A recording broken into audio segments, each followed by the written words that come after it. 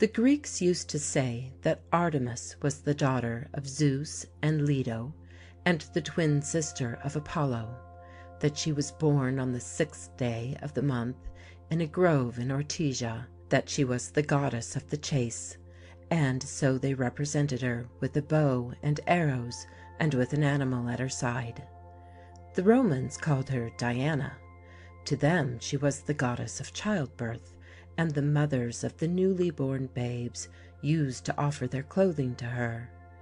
In later ages she was pictured as seated on the crescent moon. Some called her Artemis Brauronia. They thought that she appeared to men only in the form of a bear roaming wild about the fields. Primitive man has always believed that some of the animals are superhuman. That is why the ancient Egyptians used to keep a sacred bull in the temple, or the Romans watched the flights of birds, or the American Indian has his snake dance.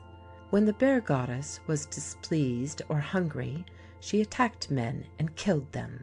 To appease her wrath, a human sacrifice was offered to her, and with the sacrifice she was pleased, for her hunger was satisfied. At the sacrificial ceremony, little girls, dressed in bear skins, used to dance about the bear, and then one of them was given to the beast. Once there was a man who had a goat, and he called the goat his daughter. When it came time to sacrifice another girl to the bear goddess, he offered the goat daughter in her place. The bear goddess seemed satisfied, and so human sacrifices ceased. An image of a bear made to represent the goddess has been found upon the Acropolis at Athens. Some say that the gods we worship are only the creation of our own minds.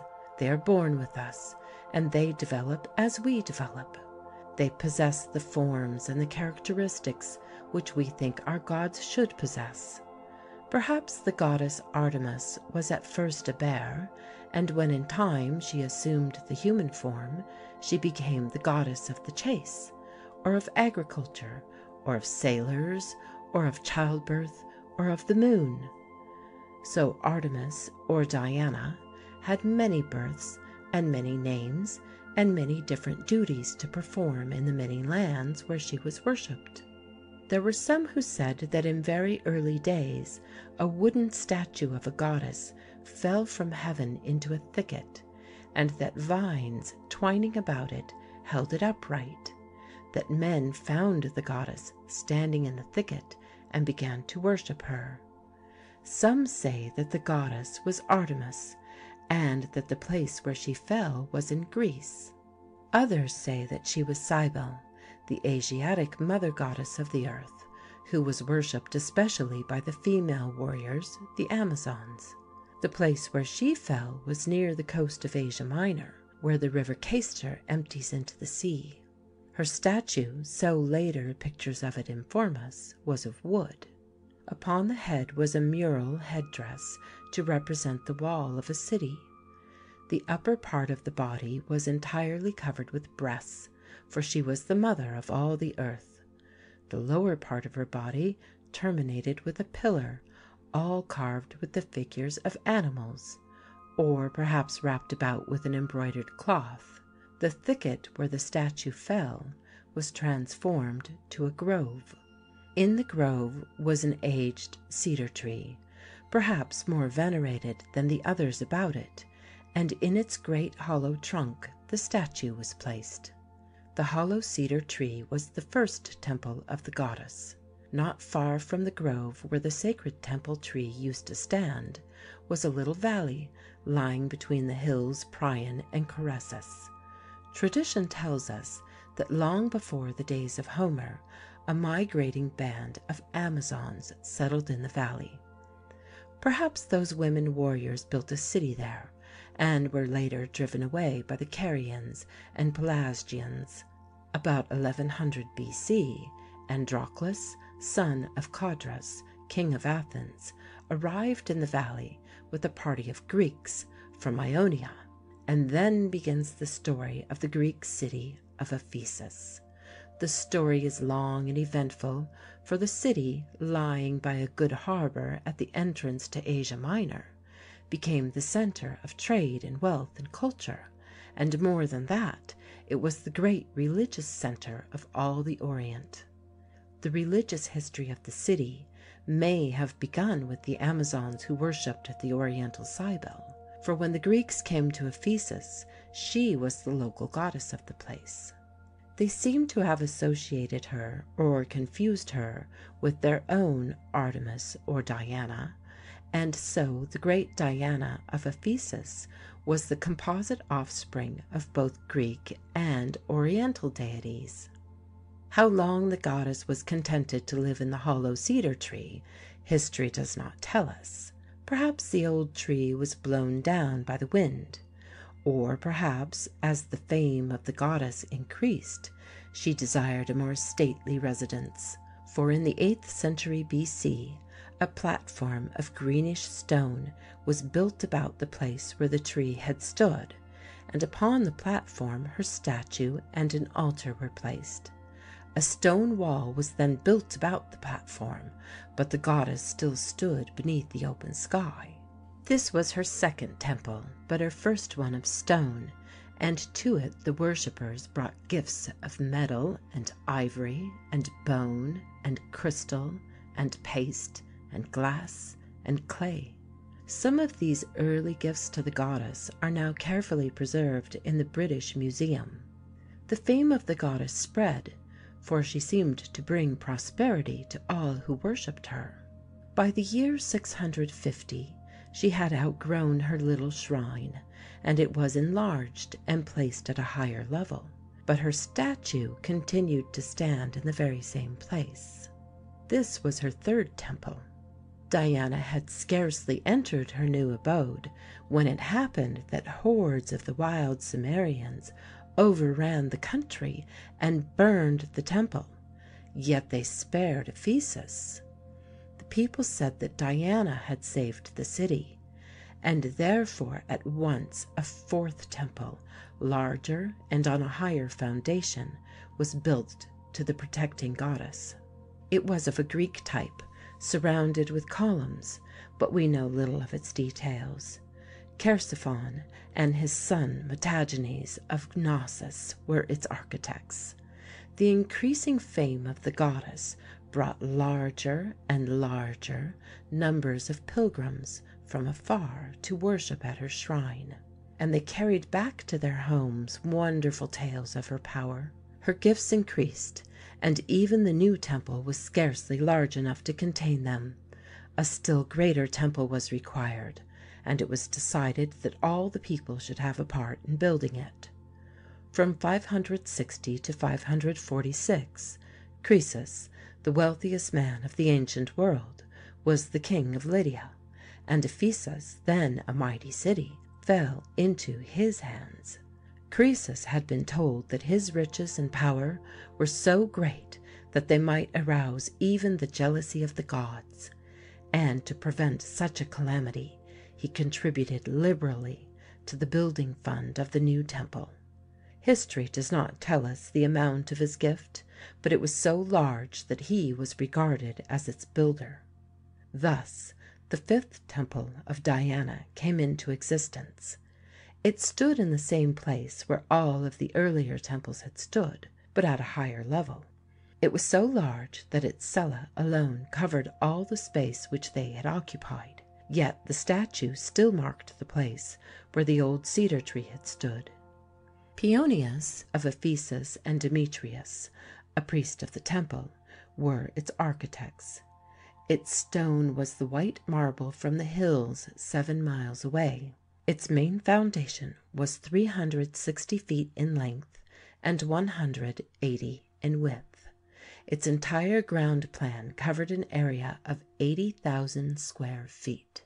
Its more than 100 marble columns surrounding the cella in double rows were of the best Ionic order, but we do not know their height. Its walls bore sculptures by the best artists.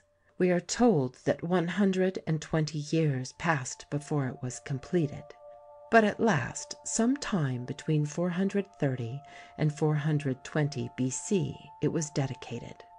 Then there was rejoicing in Ephesus. People from all the world gathered to witness the games and to hear the orators and the poets. Timotheus won the prize for his lyric ode. The smoke from the temple altar now rose in greater volume than ever. Gifts came in far greater abundance, and Diana was acknowledged to be the chief goddess of all the world. A story is told that in the year 395 an attempt was made to burn the temple. Perhaps it was partly burned and restored again. However, later there lived at Ephesus a Greek named Herostratus, who desired to perform some deed which would cause his name to be handed down through all the ages. And so on a night in October 356, the very night when Alexander the Great was born, he burned the temple to the ground. Herostratus won the eternal fame he coveted, but he is known only for this one act, the greatest crime of which he could conceive. According to Hegesias, a Greek writer of about 300, Herostratus chose a convenient time for burning the temple. That night the goddess Diana was absent. She had gone to Macedonia to assist at the birth of Alexander. The crime of Herostratus was so enormous that his name was erased from the public records. Yet indirectly it resulted in great good to the goddess, to the city, and to all the world. A new temple arose, larger, loftier, richer, more magnificent. It was the great temple of Diana, which was the wonder of the world. Work on the new temple was begun about the year 350.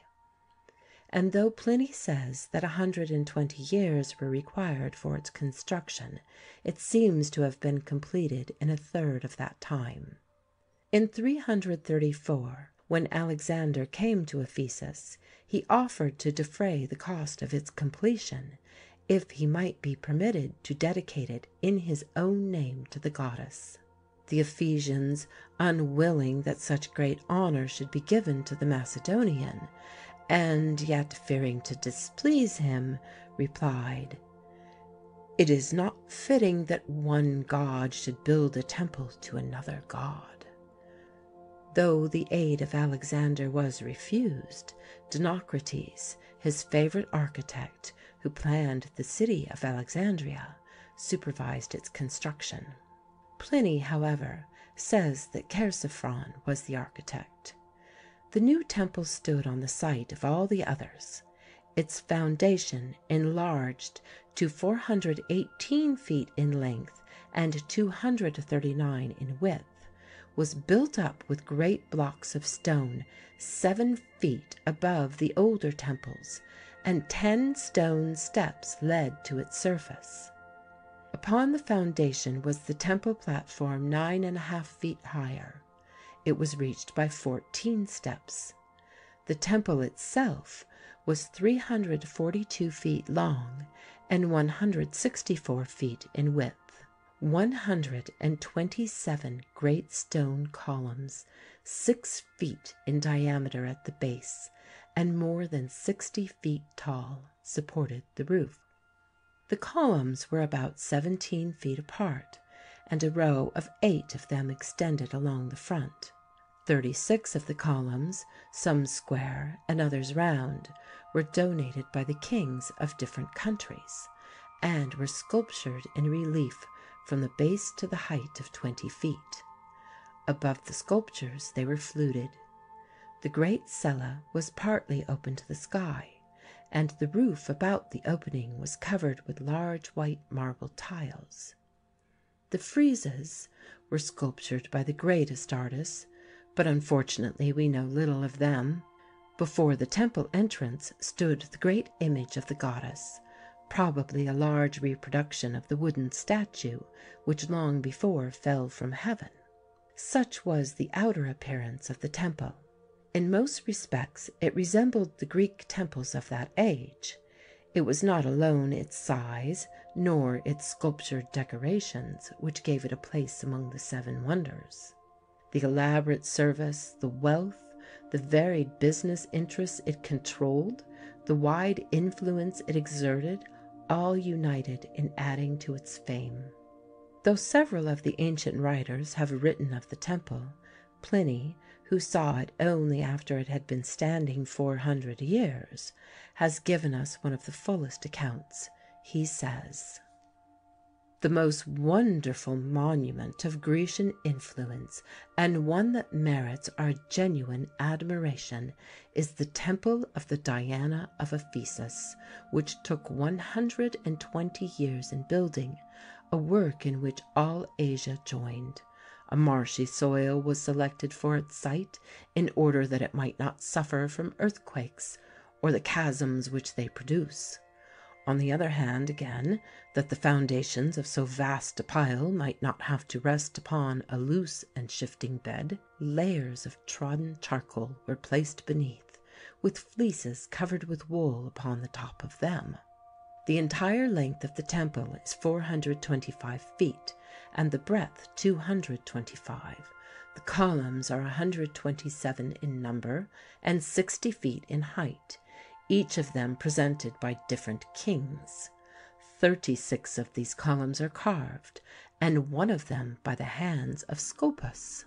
Chersiphron was the architect who presided over the work. The great marvel of this building is, how such ponderous architraves could possibly have been raised to so great a height.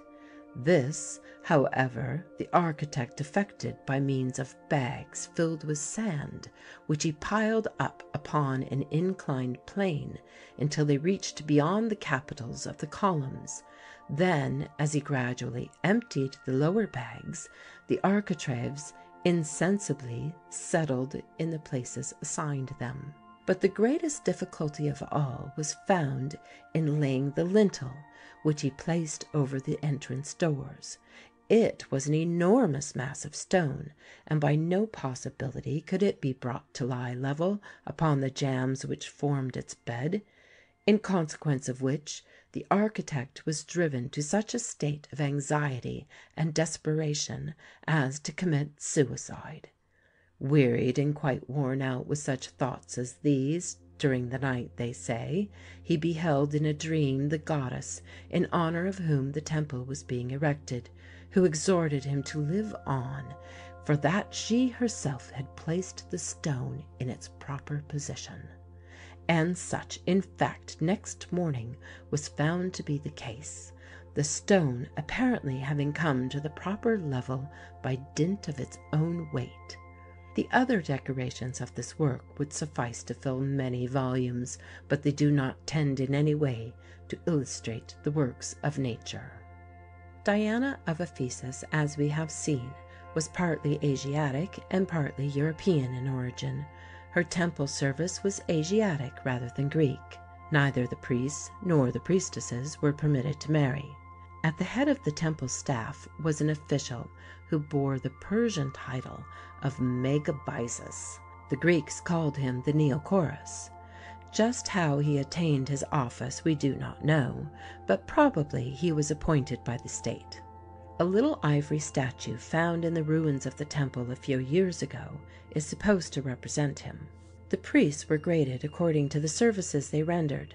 It was the duty of the theologi to give instruction in the religious rites and sacred legends. The hymnodi composed the temple songs and conducted the musical ceremonies. Responsive hymns always formed a prominent part in the temple ritual, and during the processions when the statues of the goddess were taken about the city, the marching was accompanied with weird chants.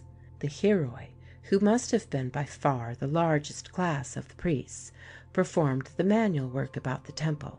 As the goddess Diana was connected, at least in legend, with the Amazons, priestesses naturally played a prominent part in her worship. They were known as the Parthenoi, or the unwedded, or more popularly as the Melissae, or bees, perhaps because of their great activity in the temple service. That is perhaps why the form of a bee is stamped upon the coins of the city. They also were divided into classes, but it is impossible to say just what their duties were. Indirectly connected with the temple staff was a host of silversmiths, who manufactured small images of the temple and of the goddess, sometimes of silver, but more frequently of clay, to sell to the visiting pilgrims. The pilgrims purchased them to present as votive offerings to the goddess, or sometimes to take as souvenirs to their distant homes. Thus a part of the temple income was derived. The temple ceremonies were also oriental in their character. The best of the offerings of animals and grains and fruits, as in the temples of old Babylonia, were consumed by the priests rather than burned upon the altar to the goddess. As in old Babylonia, too, once each year the statues of the goddess were taken about the city. The procession took place on the 25th of May, the day when the statue of the goddess is said to have fallen from heaven. There were hosts of statues, great and small, of wood and clay and stone and silver and gold. We are told of one man, Caius Vibius Salutaris, who presented the temple with many images of gold and silver, weighing several pounds each, and with money equivalent to $4,000 invested at 9% interest. The income of this endowment, which amounted to $360 a year, a very large sum for those days, was intended for the care of the images and for their transportation in the procession. The temple stood some over a mile from the city, but connected with it by a great highway 35 feet in width and paved with marble blocks. Damianus, a wealthy Roman, built over this Via Sacra an arched stone stoa to protect the priests and the statues from the rain and the sun. The procession, with long lines of priests marching to the accompaniment of the weird music, and perhaps with the dancing priestesses, and with chariots laden with the statues, entered the city by the Magnesian Gate. Before the great theatre it halted. The images were carried to the stage, where the audience, which might have numbered more than 50,000, could see them. When the ceremonies, whatever they were completed, the procession passed through the principal streets and out by the Coressian Gate and back to the temple. Pilgrims flocked to Ephesus from all parts of the world, from Europe and Asia and Africa, vying with each other in the costliness of their gifts. There were treasures of gold and silver and ivory and rich embroideries. Sculptors and artists devoted their best works to the goddess, and among the objects most highly treasured were the statues of the Amazons, which Phidias made in competition with other artists, and a painting of Alexander by Apelles. In time the temple became a great museum, perhaps the first great museum in the world's history. Naturally, the usual and the more acceptable gifts were of money, and the wealth of the temple became prodigious. To care for the money and to invest it properly, there were expert financiers in the priesthood. Vast business enterprises were carried on. Large tracts of land were purchased and cultivated. Mines were developed, estates were administered, fisheries were controlled. The temple ships traded with all the world. The temple loaned money to those who required it, or borrowed it from those who had it to loan, and deposited for safe-keeping treasures of every kind. At one time the temple controlled the greater part of the wealth of the Orient. It was to the ancient world all that the Bank of England is to the modern world, and more. The temple was also an asylum, a place of refuge for the fugitive or the criminal. Perhaps in the early times the right of asylum was confined to the temple itself, and most temples were and are still places of refuge. Later the boundaries of the asylum were extended. When the great Mithridates possessed the city, he sought popularity by enlarging them to the distance of a bow shot from the temple. Still later, when Mark Antony extended them to include a part of the city more than a mile away, the city became a haunt for criminals of all sorts. Augustus confined the sacred space to within a quarter of a mile of the temple, and surrounded it with a wall, traces of which may still be seen. Strabo speaks of the asylum in the following words: "The temple has the right of sanctuary to the present day, but the boundaries of the sanctuary have varied at different times. Alexander extended them to a stadium, 600 feet. Mithridates shot an arrow from the roof, and is said to have shot it a little beyond a stadium. Antony doubled the distance, and thus included within the right of sanctuary a certain portion of the city. But this ordinance put the city at the mercy of the malefactors, so that Caesar Augustus cancelled it." During all the centuries that the temple stood, Asia Minor was the scene of many wars. Kings of the neighboring states fought for it, won it, and lost it again. Its cities were frequently destroyed, and their people massacred, but Ephesus and the temple almost alone escaped. It was the belief among the common people that Diana protected the city, and that may well be true, for she was revered even by the enemies of the state. When the wealthy Croesus was besieging Ephesus and the city seemed about to fall, the priests stretched a rope from the temple about it to indicate that it was sacred ground. Croesus abandoned the siege and became a faithful follower of the goddess. Ephesus next fell to the kings of Persia, and though Xerxes destroyed other shrines, he showed great honor to Diana by leaving his own children in her charge for safety. With the defeat of the Persians, Ephesus became tributary to Athens, and then again it was Persian. Alexander was the next to possess it. Lysimachus built its great walls, and changed its name to Arsinoe in honor of his wife. Eumenes, king of Pergamum, restored its old name. Attalus took it next, and then his descendant, Attalus III, bequeathed it to Rome. Under the Romans, Ephesus was the chief city of the Roman province of Asia, and the richest in all the empire. Once, during the time of Mithridates, when the city revolted from Rome, its Roman citizens, even those that had taken refuge in the temple, were massacred. Sulla won the city back to Rome and punished it for unfaithfulness. Antony once besieged it, and with the beautiful Cleopatra lived there in great luxury. In spite of wars and changes in government, Ephesus flourished. The temple steadily grew in wealth and in influence.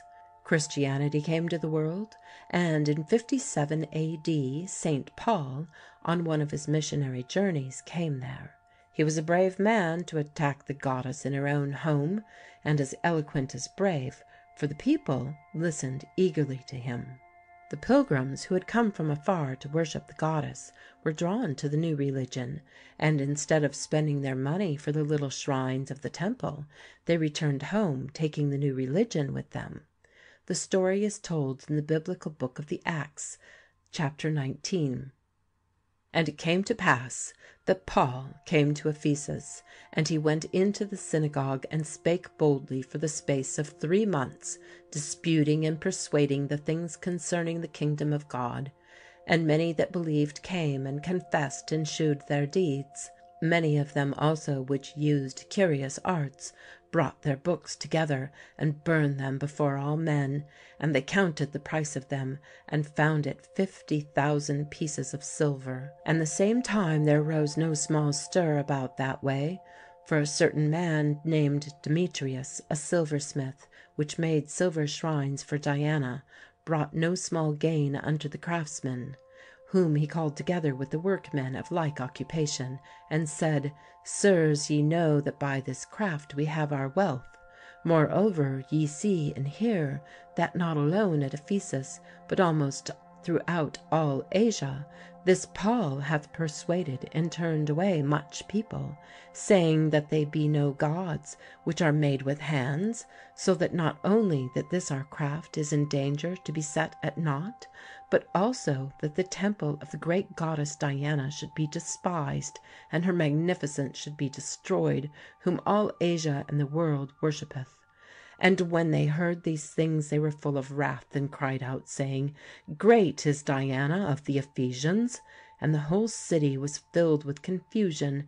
And having caught Gaius and Aristarchus, men of Macedonia, Paul's companions in travel, they rushed with one accord into the theatre. And when the town clerk had appeased the people, he said, Ye men of Ephesus, what man is there that knoweth not how that the city of the Ephesians is a worshipper of the great goddess Diana, and of the image which fell down from Jupiter? Seeing then that these things cannot be spoken against, ye ought to be quiet, and to do nothing rashly. For ye have brought hither these men, which are neither robbers of churches, nor yet blasphemers of your goddess. For we are in danger to be called in question for this day's uproar, there being no cause whereby we may give an account of this concourse. As far as we know, this was the first serious attack upon Diana, and St. Paul was so successful that he established a Christian church at Ephesus. For a time the Christians were imprisoned and martyred, yet Christianity spread. The trade of the silversmiths began to fall away. The old books of sorcery were burned. The very existence of Diana was threatened, and yet the struggle between Christianity and paganism continued for more than 2 centuries.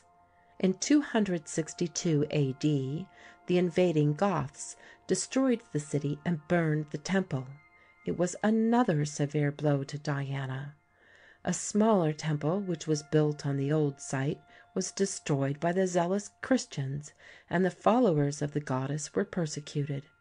Finally, the Roman emperor commanded that all pagan temples be closed. The goddess Diana, who had ruled supreme for 1,500 years, was dead, and few were left to mourn her. Slowly the little that was left of Ephesus fell to ruins. The stones of the temple and of the fallen public buildings were used in the construction of another Christian church, whose ruins on the hill near where the temple had stood may still be seen. A tradition, though probably it is not true, says that some of the great columns supporting the dome of St. Sophia in Constantinople were taken from the temple. The deserted harbor of the city was soon choked up, and where the ships from all the world used to anchor, the bulrushes grew. The river, overflowing its banks, transformed the temple site into a malarial swamp. In the 11th century, the ruined city was a haunt for the Greek pirates who plied their trade along the coast. 2 centuries later, when the Turks came, a prosperous town was built near the site of the buried temple, and the Christian church, already ancient, was in its turn a quarry for the building material of an imposing mosque. In 1365, when the Knights of St. John of Jerusalem took Ephesus, it again became Christian, but in 1402 Tamerlane restored it to the Turks, in whose hands it has remained till this day. The ruins have now long been overgrown with shrubbery, and their only inhabitants are a few miserable peasants who live by catching the grey mullet in the old harbour, or by raising tobacco on the few fertile spots. Everywhere there is a confusion of ruins, but the site of the temple was long ago completely forgotten, and as one writer has said, of all the great temples of antiquity, the Artemisium, or Temple of Diana, was the only one whose site has disappeared without a trace. If you would visit the ruins of Ephesus, from Smyrna you would travel by the Aden Railroad to the south to the little village of Ayasaluk. The name of the village, a corruption of the Greek meaning the Holy Word of God, recalls the days when St. Paul established Christianity there. It is a small, squalid place where idle Turks loiter about the coffee house, and the storks roam unmolested along the street. The great columns of an ancient aqueduct, now overgrown with vines, tower above the little huts. The ruins of the old church on the hill have nearly disappeared, and the great mosque, the stones of whose walls were originally from the temple and then from the church, has long been an imposing ruin.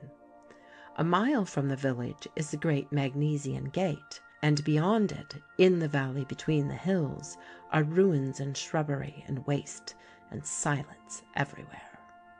In the year 1863, Mr. J. T. Wood, representing the British Museum, obtained permission from the Turkish government to search for the lost Temple of Diana. There were ruins in abundance, city gates and marble streets and theatres and churches and baths, but not a trace of the temple. For 6 long years he searched. Finally there appeared an inscription on the theatre wall, saying that the sacred processions came from the temple to the city by the Magnesian Gate and returned by the Coressian Gate. He identified the gates, and from the Magnesian Gate he followed the marble paving of the Sacred Way, now buried deep beneath the fields. It led him to a swamp by the old mosque, and there, on December 29th, 1869, 20 feet beneath the surface of the swamp, he found all that was left of the temple. Only its foundation and a few scattered sculptured stones and inscriptions remained. The work of excavation was continued till 1874, when the funds were exhausted. For 15 years, from 1894, the Austrian Archaeological Society conducted excavations in the city with valuable results. In the marble paving blocks of the streets were the deep ruts worn by the chariot wheels. Pedestals for statues line the Sacred Way, the great agora with its surrounding colonnade, the baths of Constantine, which earlier travelers had mistaken for the ruins of the temple, the so-called prison of St. Paul and tomb of St. Luke, and a score of wonderful marble buildings, all told of the glory and the might of the great Diana.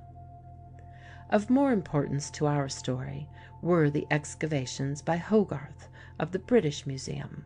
For 6 months during the year 1904 he labored at the old temple site. Down beneath the foundation of the temple which Wood had discovered, he found foundation stones of the Croesus temple, and beneath them were traces of 3 smaller temples of still earlier days.